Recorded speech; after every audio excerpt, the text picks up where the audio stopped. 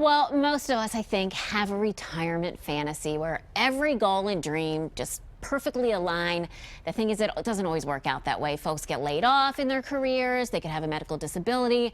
So Bruce Smith of F&M Trust is here to help us deal with unplanned early retirement. Unplanned, yeah, because most of us don't plan for it to be that way. What's the reality here?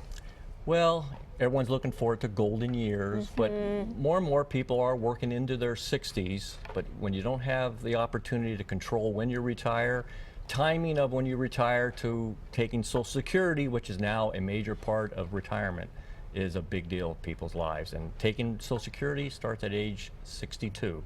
It has to be scary to find yourself in a situation that you didn't plan for. What steps then should somebody take to, really understand what their financial situation is and what they can do about it? Yeah, when you look at Social Security, you can take it at age 62, but each year you can hold off. You gain another 8% on your monthly benefits, so it does help you up to age 70.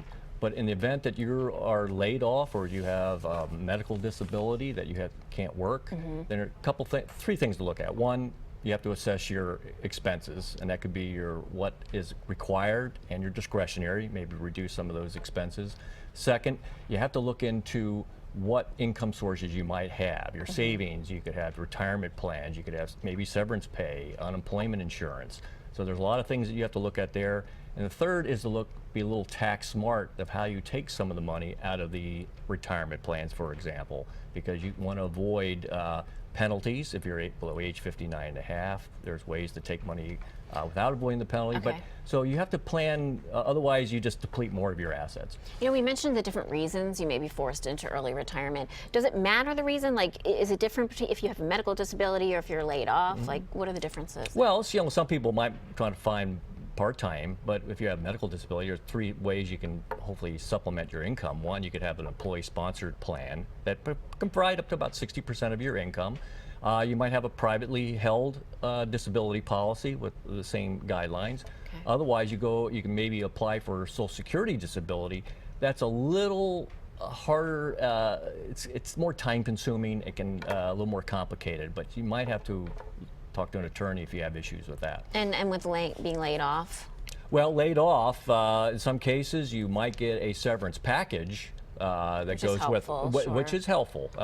May not, fulfill 100% of your income, but then you can also apply for unemployment compensation, which is typically, about $300 a month for a 26-week period. And that's not going to sustain you. That's really not No, it's not. And if you look at Mr. Libby, who was on earlier, he's 98 years old.